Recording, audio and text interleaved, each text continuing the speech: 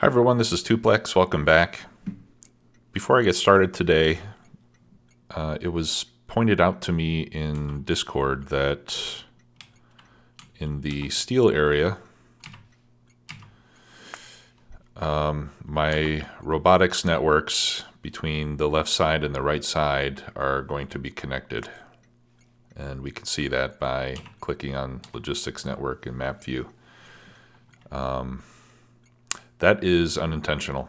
I did not plan for that to happen, and ideally I don't want that to happen. However, in order to fix that, I would have to move this side over a rather large distance. In fact, if I blueprint a RoboPort here, I would have to move, this would have to be like the left side of the second smelting area would have to be over here. And I don't think I want to separate it that far. So I think I'm just going to live with it. So we'll have, the pair of steel production units is going to be connected. And we'll just have to see how that works. I'm thinking that the consequences won't be too bad. If we look at this right now, this single area is only using about 100 bots out of 350. Just because the ore that has to be delivered here is the same as it would be in the iron plate area, but then the output is only 1/5 as much, more or less. So the robot activity for steel is a lot less than it is for iron or copper. So I'm thinking that maybe having a larger robot network that covers 2 of these units might not be terrible. So I'm going to leave it like that. And when we start to scale up, what I could do is just set up one additional one here and just test it and see how it works out. And if we don't have any major problems, then we can continue to duplicate it like that. If it does turn out to be a big issue, then we can look at separating these further. But for now, I don't think it's going to be a big problem. So today what I want to do is to set up a refueling station for the copper smelting. So in the copper smelting area, we're going to have 5 production units. I have the passenger station between 1 and 2, so I can squeeze in a fueling station between 2 and 3. Now, one thing that we're going to have to do, because the robot networks are separated here, I'm going to have to build a bridge of some kind. Or I could use belts. That would be the other option. And actually, I think using belts would probably be simpler. So let's take a look here at how we could do this.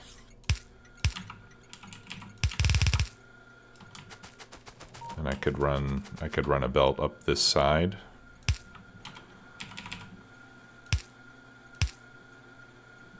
Like that.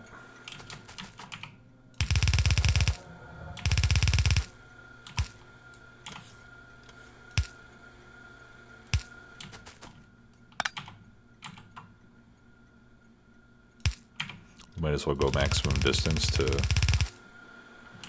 save some space. Or save material, rather. Okay, and then let's copy this.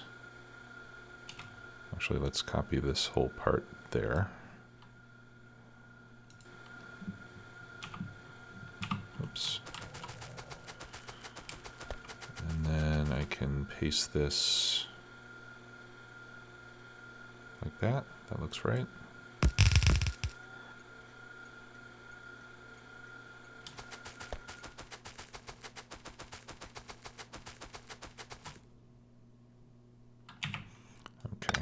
those are not in the correct place.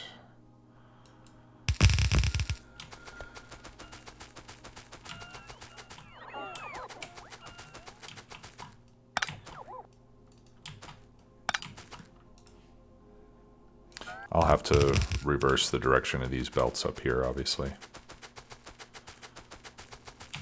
All right, and this is the last one.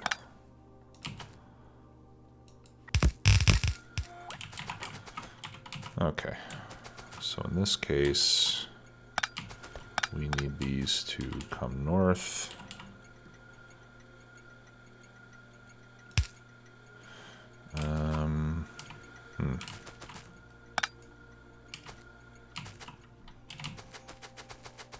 Yeah, it's not going to fit as well going the other direction. Let's see. Well, let me start at the refueling point.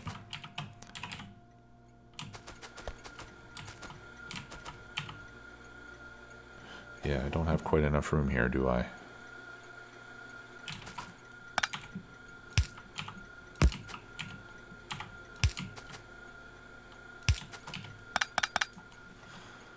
All right, so that should work fine. Yeah, that looks good, at least on this side. All right, and then this is the refueling station. And we'll do this with a single car.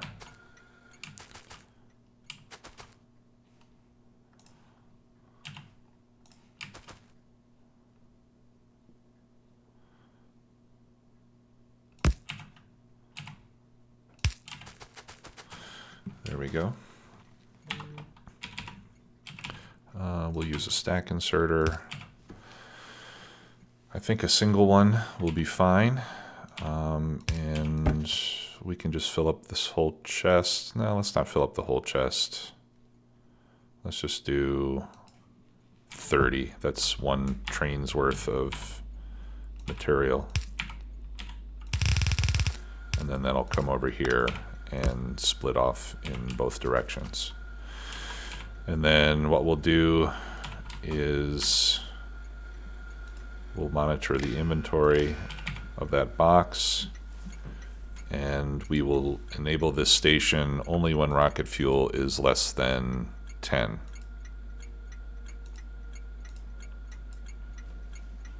Or actually, you know what, let's make it when rocket fuel is equal to 0. Okay, so it should be enabled right now, and it is. Right. So when this box is empty, then we'll bring in more rocket fuel. And because it'll hold 30, well, the first few trips of the train is going to take a while, but it'll hold 30, and then when it gets down to 0, it'll come and get refilled. All right, so now let's run the line up to the rest of the stations.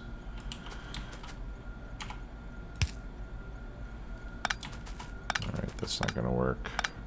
We'll have to do this a little differently here.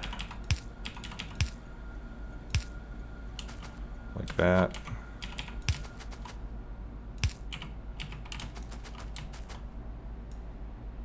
Clear out some rocks.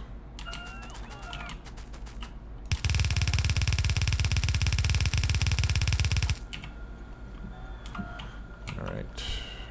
Now let's copy this one.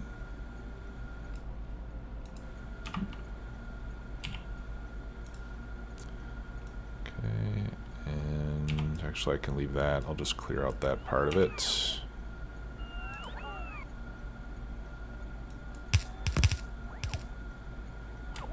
There we go.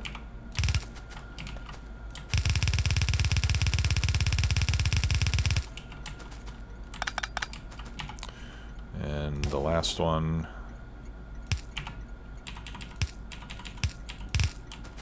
Just goes like that. Okay.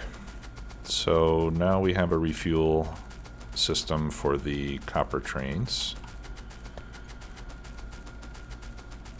And that belt should not interfere with anything, although this part could give us some problems. I've got 1, 2, 3.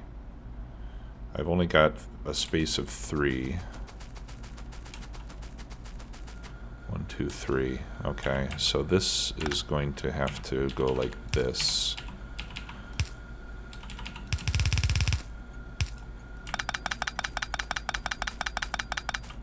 To make sure we don't interfere with the smelting that goes on here. I think that will work. Okay, so let's see if I have a refueling train. I don't think I've actually set up a refueling train yet, although I do have more than one refueling station on the map. We've got one at the Iron Depot. It was this one here.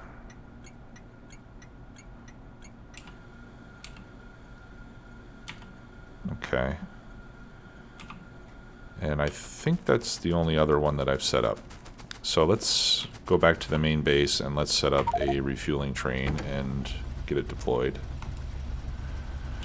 Now one thing I'm going to have to do is I'm going to have to set up a waiting area. Actually, here, let's stop this for a moment. I think we're going to need a waiting station for the refueling train. Okay, so the refueling train can come and it can pick up over here at Rocket Fuel. It's only going to be one car, but it can pick up here. Now the issue would be if it picks up here and there are no stations that need fuel and they're all turned off, then the train is just going to sit here and it's going to block this station, and I don't want that to happen. So it would be better if we had kind of a small waiting place for the fuel train to stay, so in case no other stations are enabled, it won't block the rocket fuel station. All right, so let's go to, I have an idea actually. Let's go to rocket fuel.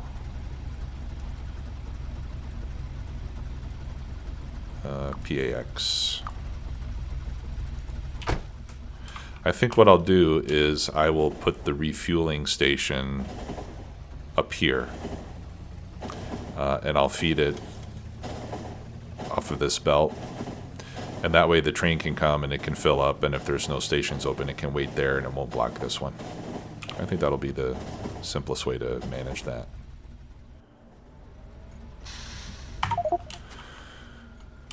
Okay, so let's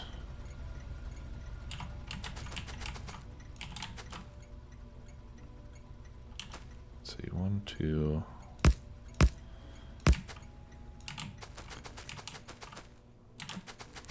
Yeah, see, it gets a little tricky when you try to do these sidings in multiples.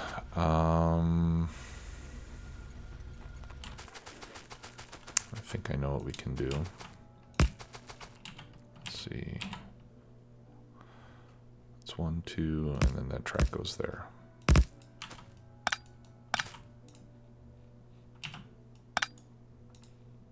Is that right? Yep.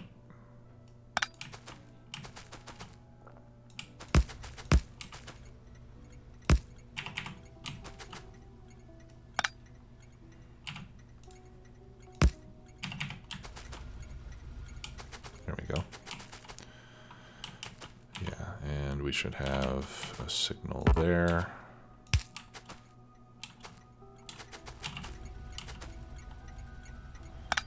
That one's giving me trouble because... There we go. All right. So we can put... Actually, let me move this chain signal just in front there to keep it consistent. All right, and then this one we'll put up here.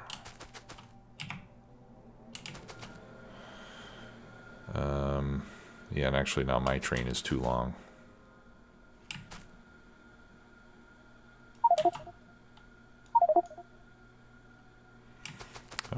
so we're going to have to move my train a bit. Or we need to move the tail end of this here. So let me just copy that. And then I'll pick all that up. And we'll move this a little bit farther away. Yeah, right up there is fine.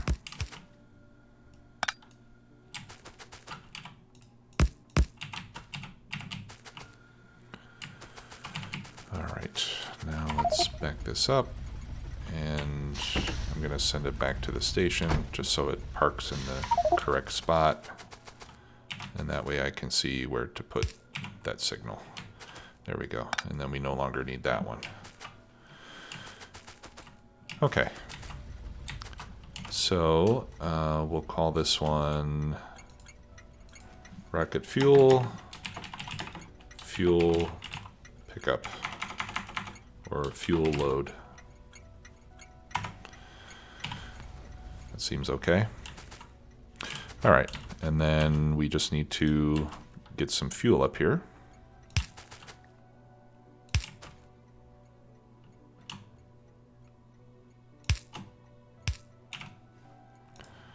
All right, put some lights. We'll do a couple of stack inserters.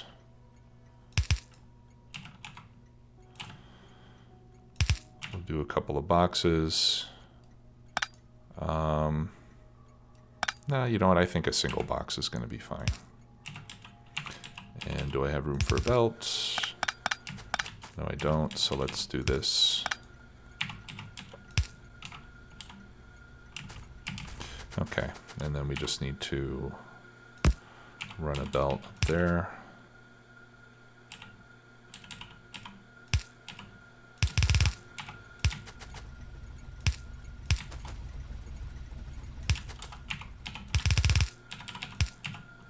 There we go. All right. Yeah, and it doesn't take a lot of material to fill up a wooden chest. Although I do want... No, that's okay. I was going to say I would put a bigger chest so it can hold 40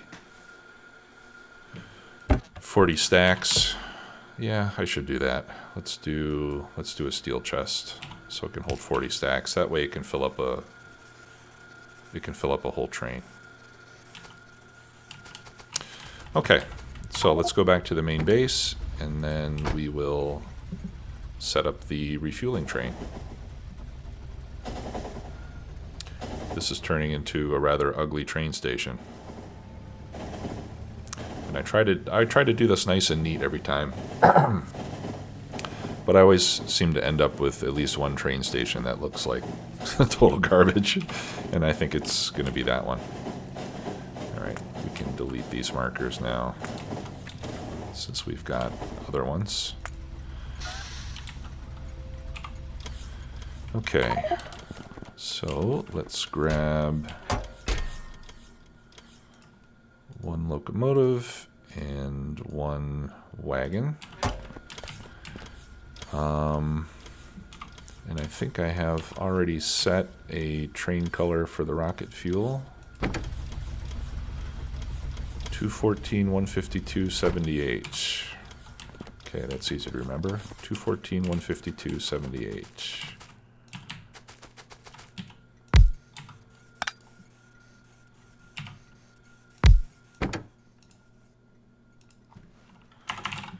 $214, 152, 78. Okay, that's roughly rocket fuel colored. Okay, so now this is going to go to rocket fuel load until full. And then it will go to, let's see, smelting, copper, fuel. And in this case, it's just going to go until there's inactivity, because it's probably not going to, I mean, the first trip or two, it'll empty itself out, but most of the time it won't. It'll just refill a little bit. And then the other one was the iron ore depot. And we'll give that an inactivity condition. And so we can see that the Iron Depot train station is disabled. So what'll happen is the train will go to the next station, and then if that one is disabled, it'll just go back to the top of the list. So it'll go back and forth between those two. And then when the copper station eventually disables itself, then it'll just wait at the fuel loading point, because that'll be the only available station, and that one will never turn off. All right, so let's first make sure I'm not standing in front of it. Okay, and let's send it on its way. Turn that back on, and hopefully that'll work out well. We'll keep an eye on it.